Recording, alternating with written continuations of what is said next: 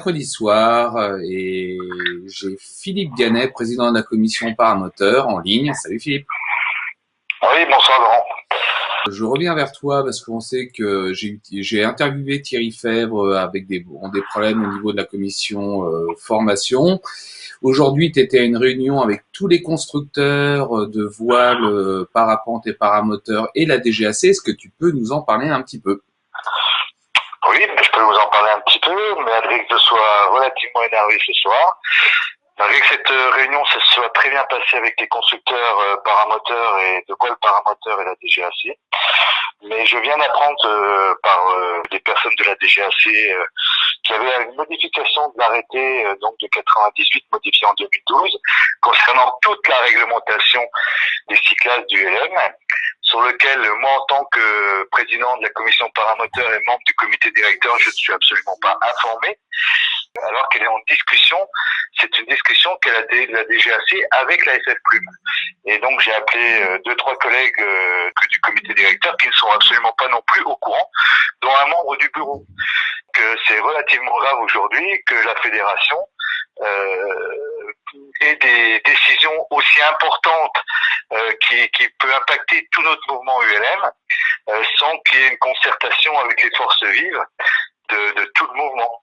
Et c'est ce qui m'a beaucoup énervé cet après-midi.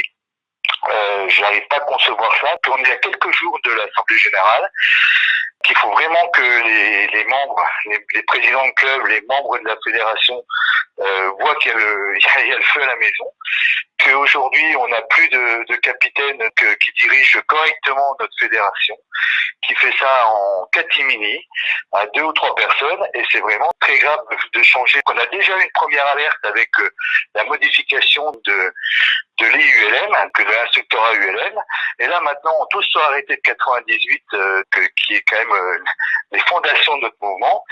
Et alors j'ai aucune idée de ce qui va en sortir. On a un peu compris qu'il y avait peut-être un problème de carnet de vol dans l'air, ou alors c'était mal exprimé, mais voilà. Alors, excuse-moi, je te coupe, mais c'est la DGAC qui vous a dit qu'il allait peut-être avoir un carnet de vol?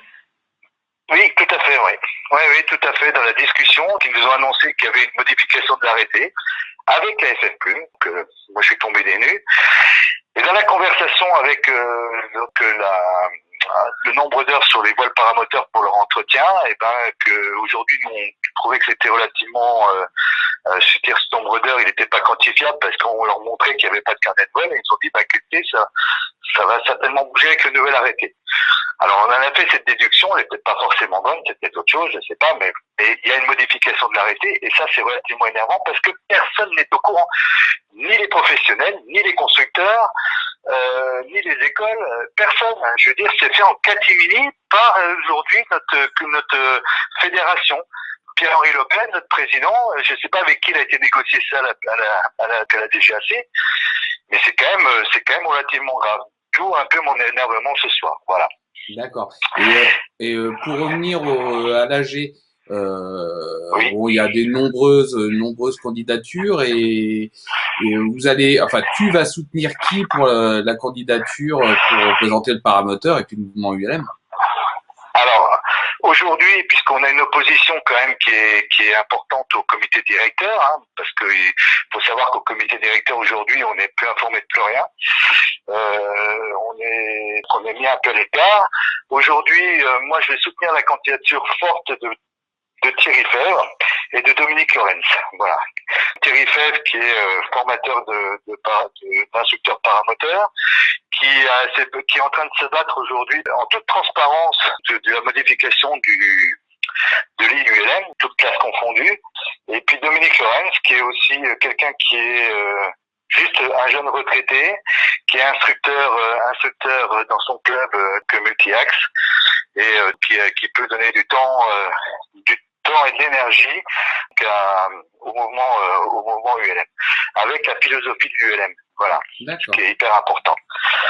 J'espère que ces deux personnages pourront intégrer le comité directeur, ce qui rétablira un peu un certain équilibre au comité directeur, et qui nous permettra qui nous permettra donc d'être un peu plus au courant des dossiers et de pouvoir travailler dans le bon sens du mouvement ULM, toutes classes confondues. Parce que l'ULM, c'est pas une classe, c'est pas le paramoteur, c'est pas le pendulaire, c'est toutes les classes. Et les 6 classes, il faut défendre impérativement, tout en gardant nos spécificités, mais il faut qu'on défende les 6 classes. Voilà. D'accord, ok. Encore des tristes nouvelles. Je vais arrêter de faire. Oui, des tristes nouvelles, et puis des nouvelles qui sont, parce que c'est-à-dire que cette modification, ce qu'il faut bien savoir, c'est que la modification donc du monitorat ULM est quelque chose qui doit être rendu à la DGAC pour le 15 avril. Donc c'est un dossier qui est brûlant, qui est imminent, sur lequel on n'avait pas été prévenu, on n'avait pas été concerté. Donc là, on vient d'avoir des concertations en mettant tout le monde dans la confidence, on vient d'avoir une concertation. Il y a une réunion qui a été effectuée le 25 mars donc à Bordeaux, les centres de formation, et on a une réunion de tous les centres de formation le 4 avril qu'à Paris. Donc c'est déjà un dossier urgent. Par contre, le dossier que nous a présenté la DGAC cet après-midi concernant la modification donc de l'arrêté de 98 modifié en 2012, la première ébauche sort déjà dans une semaine. D'accord. Et la DGAC veut que ce dossier-là soit rendu relativement rapidement pour qu'il soit applicable au plus tard fin d'année 2016. Donc c'est des dossiers qui sont brûlants et urgents. Donc si on n'intervient pas aujourd'hui, si on ne sait pas ce qui se passe, dans 2 mois il sera trop tard. Ça sera déjà pris, ça sera déjà fait, les négociations sont terminées, on ne pourra plus revenir en arrière. Donc c'est pas à long terme, c'est aujourd'hui. D'accord. Donc c'est pour ça qu'il faut se mobiliser aujourd'hui et pas dans 6 mois. D'accord. Voilà.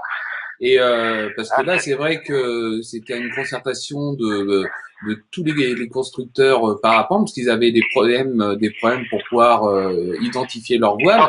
Identifier leur voile, parce qu'il y avait et pour les, dans l'arrêté. Ouais, et pour les fabricants de paramoteurs, pour les GMP, ça va être le même problème s'il y a un carnet de vol.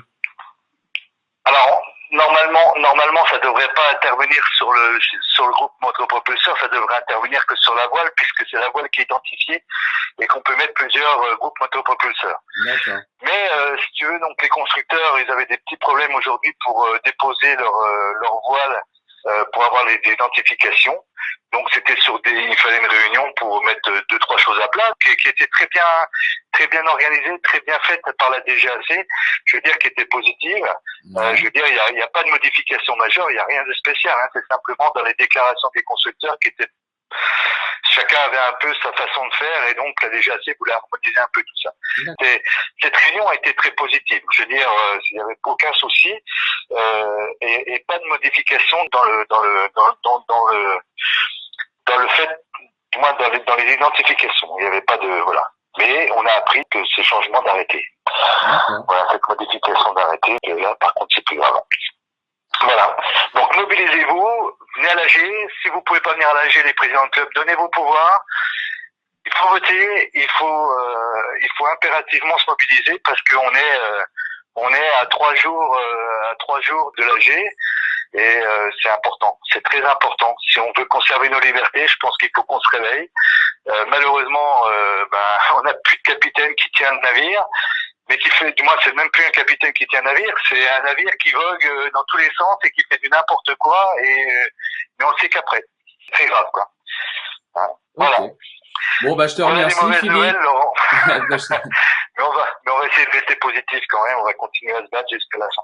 D'accord, je te remercie, Philippe, et puis pour ce truc à chaud, et puis bonne soirée. Merci Laurent. Et puis, bonne soirée à tous, et puis mobilisez-vous et venez à l'AG et votez.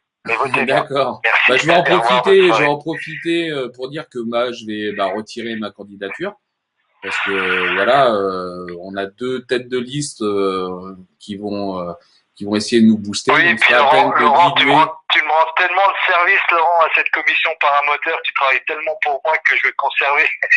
Et arrête, Fayot, on va dire que je touche des sous presque.